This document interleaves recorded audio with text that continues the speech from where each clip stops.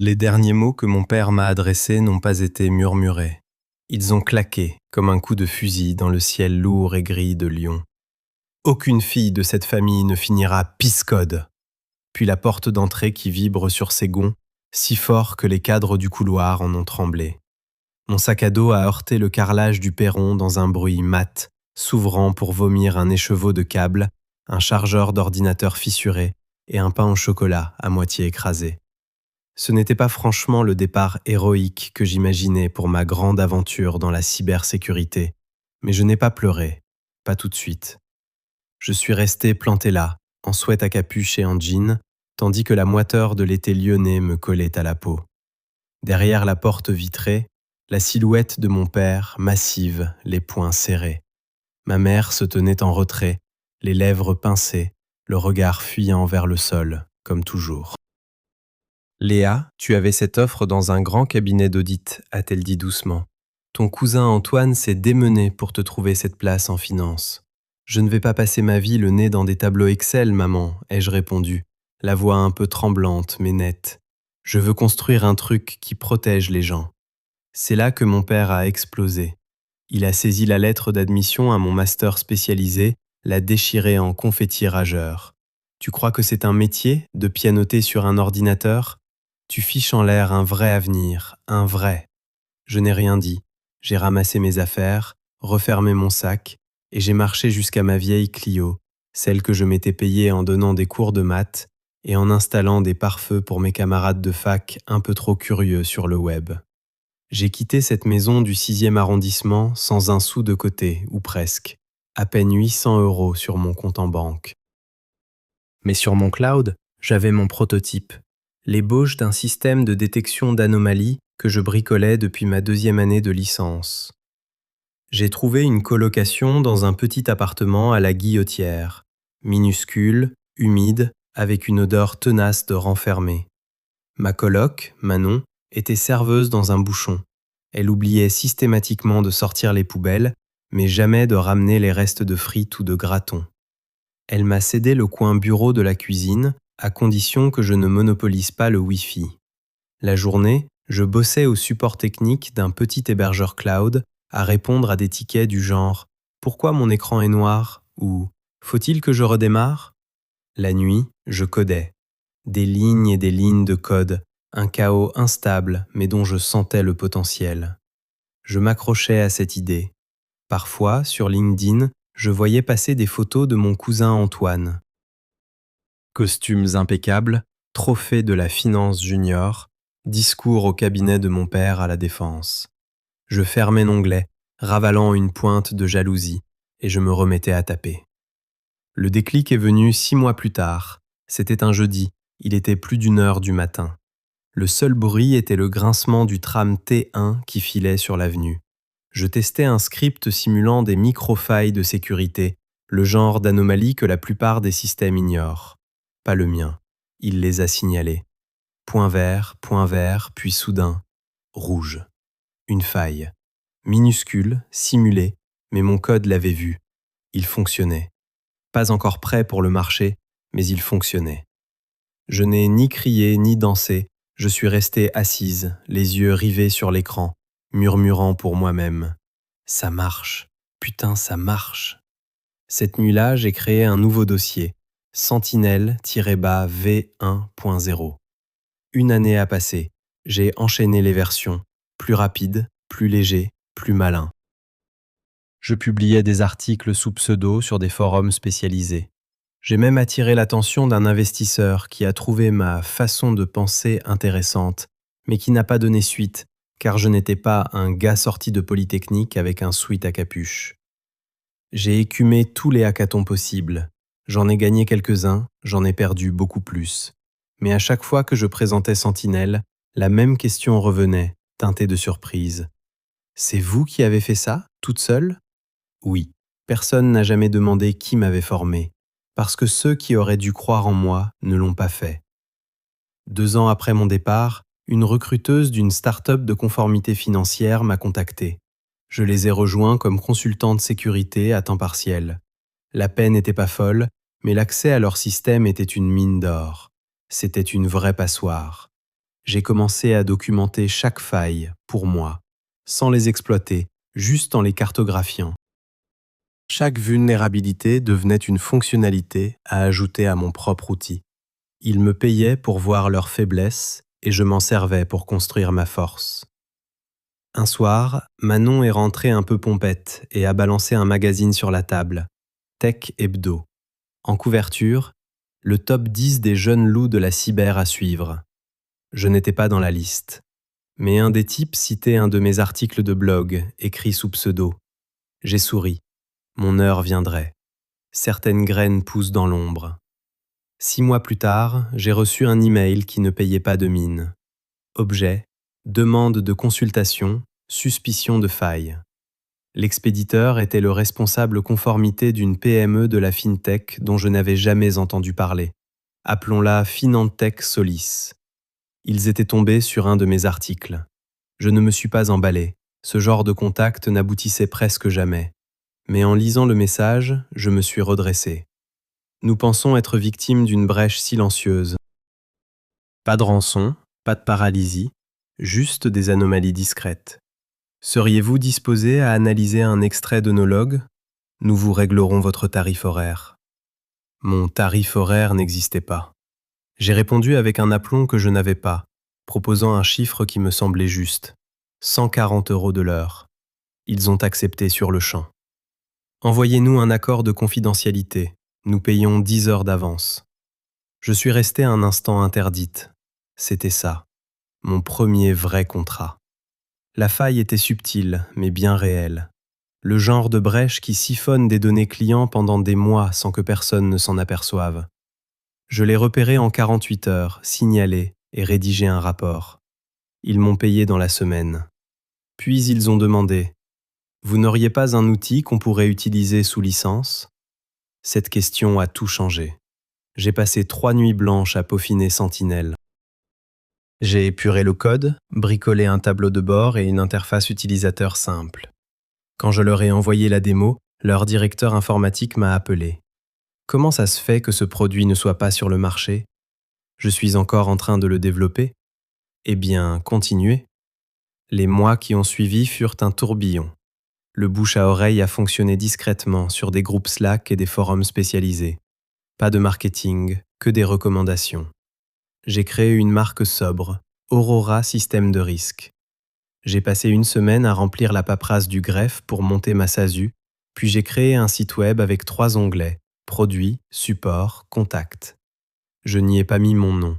Je me souvenais encore des mots de mon père. Très bien, il n'avait pas besoin de savoir. Manon a quitté son job au restaurant pour devenir mon bras droit. Elle gérait les factures, les dépenses, les paies. C'est elle qui, la première, a traité mon projet comme une vraie entreprise. Tu sais, m'a-t-elle dit un soir en commandant des pizzas, ton père, c'est juste un con. J'ai ri, sans répondre. Une partie de moi croyait encore qu'il avait eu raison, que ce n'était que de la chance.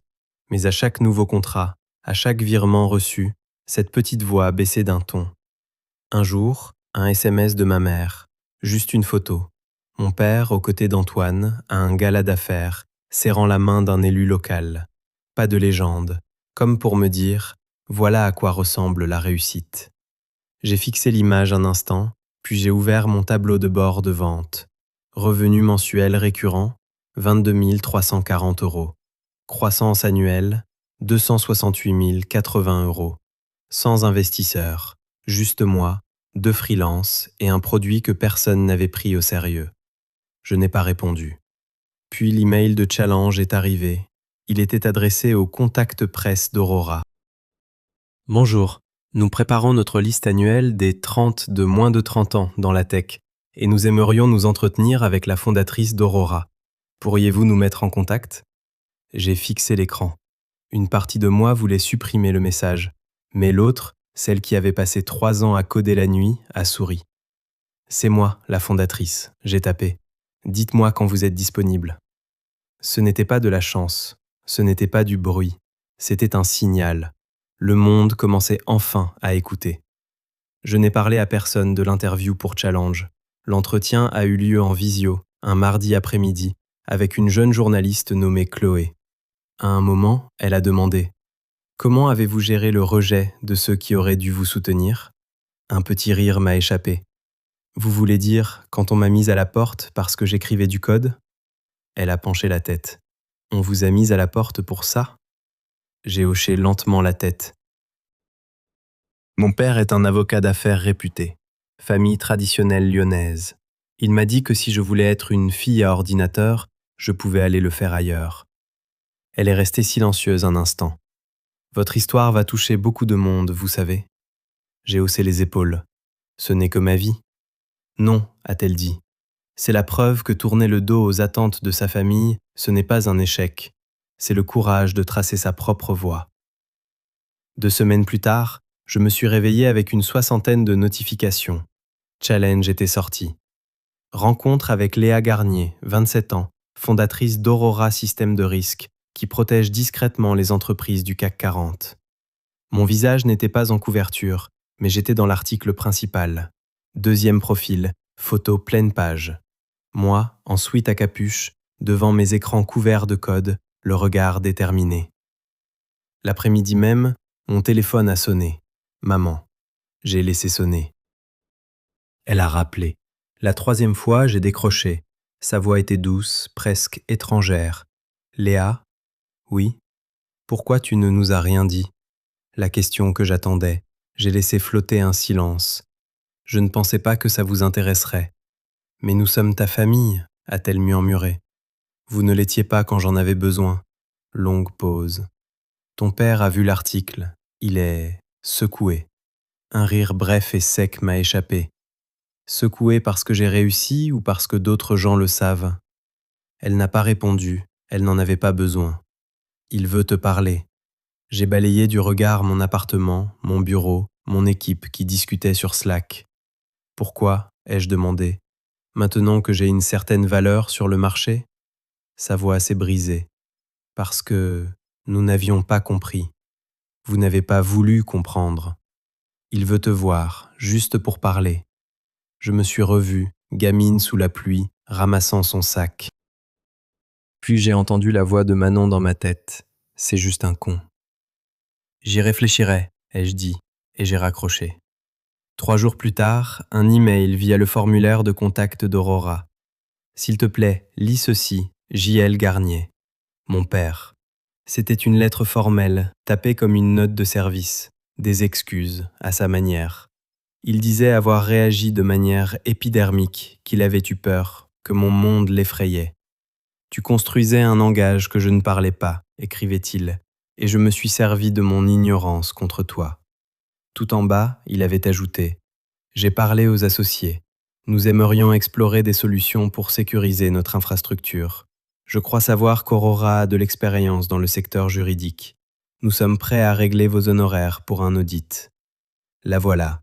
La vraie raison, pas la réconciliation, le business.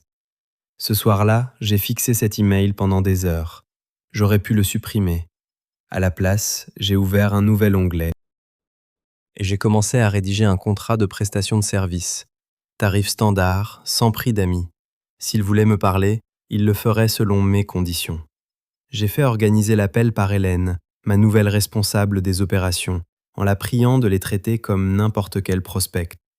Fiche client, accord de confidentialité, on suit le processus, a-t-elle dit. Un lien personnel que je devrais connaître ? C'est ma famille, ai-je répondu, mais ça ne change rien. Elle a hoché la tête. Alors ça ne changera rien. La visioconférence était fixée au jeudi matin. Les cheveux de mon père étaient plus gris que dans mon souvenir. Ma mère était assise à côté de lui, les mains croisées. « Léa » a dit mon père d'un ton qu'il voulait neutre. « Merci d'avoir accepté. » J'ai regardé la caméra. Aurora accueille tous les clients potentiels. Nous avons déroulé la présentation. À la fin, mon père s'est éclairci la gorge. Nous sommes prêts à nous engager. Nous cherchons à restaurer la confiance de nos clients. Vous comprenez ? Parfaitement. Mais Aurora empêche les failles de sécurité. Nous ne réparons pas les réputations. J'ai annoncé le prix. 50 000 € pour l'audit, 10 000 € par mois pour la surveillance. Sans négociation. Il a accepté sans ciller. Il a hésité. Léa, Y a-t-il une possibilité de discuter personnellement? Je pense, ai-je dit lentement, que si cette audit se déroule bien, et si votre cabinet respecte nos standards, alors nous pourrons peut-être avoir une conversation, hors contrat. L'audit a commencé 2 semaines plus tard. Leur système était une ruine. Mot de passe par défaut, certificat expiré. J'ai soumis mes premières conclusions. C'est là que j'ai reçu un email direct de mon cousin Antoine. Objet, salut. Message, je m'attendais pas à te voir piloter ça, mais franchement, t'as toujours été meilleur que nous à ces trucs-là. Dis-moi si tu veux boire un verre un de ces jours. Sérieux. Je n'ai pas répondu, mais je n'ai pas supprimé le message. À la fin du mois, leur cabinet a passé l'audit de justesse. Aurora les avait sauvés. J'ai envoyé le rapport final. Ce soir-là, un autre email est arrivé de ma mère. Objet, juste un café. Message, serais-tu d'accord pour qu'on se voie? Sans parler affaires, juste toi et moi. J'aimerais beaucoup. Peut-être que le véritable audit ne faisait que commencer. J'ai choisi un petit troquet sur les pentes de la Croix-Rousse, avec ses tables en formica et son ventilateur de plafond qui bourdonnait. Ma mère est arrivée, nerveuse. Tu as l'air d'avoir réussi? L'année a été chargée. Je sais, dit-elle, tu as construit quelque chose d'incroyable. Je l'ai fait, sans aucun de vous. Elle a tressailli. Je veux m'excuser, de ne pas t'avoir défendu, j'aurais dû. Tu ne l'as pas fait, ai-je dit, la voix neutre. Tu l'as regardé me mettre à la porte, et tu n'as rien dit. Je pensais que tu reviendrais. Je ne suis pas revenu, j'ai bossé, c'est tout. Elle a relevé la tête, et j'ai vu la culpabilité creuser autour de ses yeux. Il est fier de toi maintenant. J'ai haussé un sourcil. Il peut. Il ne sait pas comment le dire. Il n'a pas à le dire, ai-je répliqué, la surprenant. Je suis là parce que tu l'as demandé. Alors si tu as quelque chose à dire, dis-le, mais ne parle pas pour lui. C'est là que sa voix s'est brisée. J'avais peur que s'il se retournait contre toi, il se retournerait contre moi. Je n'ai pas su choisir entre toi et mon mariage. Je ne t'ai pas demandé de choisir, ai-je dit plus doucement, juste de croire en moi. Un silence s'est installé. Est-ce que tu veux qu'on ait de nouveau une relation? J'ai réfléchi. Je ne veux pas que ça redevienne comme avant, mais je suis ouverte à quelque chose de nouveau, d'honnête, quelque chose où je n'ai pas à me faire toute petite. Ses yeux se sont embués. J'aimerais beaucoup. En partant, elle m'a tendu une petite enveloppe. Ta grand-mère voulait que je te donne ça, si jamais tu perçais. Mamie Rose, elle a toujours dit que tu construisais un truc que personne ne pouvait voir. À l'intérieur, une photo de moi à 14 ans, penchée sur mon premier ordinateur. Derrière moi, Mamie Rose, souriante, et un mot glissé derrière. Ma chérie, ils ne verront pas ta force tout de suite, mais continue de construire. Le monde finira par te rattraper. Bisous, mamie. J'ai pincé des lèvres pour les empêcher de trembler. Ma mère a posé une main hésitante sur mon épaule. Faisons les choses bien cette fois. J'ai hoché la tête. On verra. Ce soir-là, j'ai encadré la photo et l'ai placée à côté du magazine Challenge. 3 symboles, la confiance, la reconnaissance, l'indépendance. 3 mois plus tard, j'ai reçu une invitation sur un carton rigide. Gala du 35e anniversaire du cabinet Garnier et Associés. Et en dessous, invité d'honneur, Léa Garnier, fondatrice et PDG d'Aurora Système de Risque. Mon premier réflexe a été de le jeter. Le second, de l'encadrer par provocation. Finalement, Hélène m'a confirmé qu'ils avaient bien payé leur renouvellement annuel. « Dites-leur que je serai là », ai-je répondu. Le gala avait lieu dans un grand domaine près de Lyon. Cette fois, je suis arrivé dans un tailleur noir impeccable, seul. J'ai vu ma mère qui m'a fait un petit signe de la main. Mon père se tenait à distance. Il avait l'air de quelqu'un qui a perdu le contrôle du récit. Des connaissances m'ont abordé. On a toujours su que tu avais quelque chose de spécial. Tes parents doivent être si fiers. Je souriais poliment. J'avais dépassé le besoin d'être comprise. Vers la fin, Hélène m'a touché le coude. Votre père est seul près de la sortie. Je me suis approché. Il s'est redressé, comme pour un discours. Tu es venu, a-t-il dit. Vous m'avez invité. Il a baissé la voix. Ta grand-mère aurait adoré ça. Elle l'a vu, même quand ce n'était qu'un plan sur un post-it. Il a hoché la tête, puis il a simplement tendu la main. Je l'ai prise. Ce n'était pas une étreinte, ce n'était pas une absolution, c'était une reconnaissance. Peut-être que c'était suffisant. De retour chez moi, la photo de Mamie Rose veillait sur la pièce. À côté, l'article. Et à côté, le post-it original où j'avais écrit le nom Sentinelle. J'ai relu le mot de ma grand-mère. Continue de construire. Et c'est ce que j'avais fait. J'avais construit quelque chose de réel, de solide, qu'il ne pouvait plus ignorer. Certains héritent d'un nom, d'autres l'écrivent, et certains le codent, ligne par ligne, en silence, jusqu'à ce que le monde ne puisse plus détourner le regard.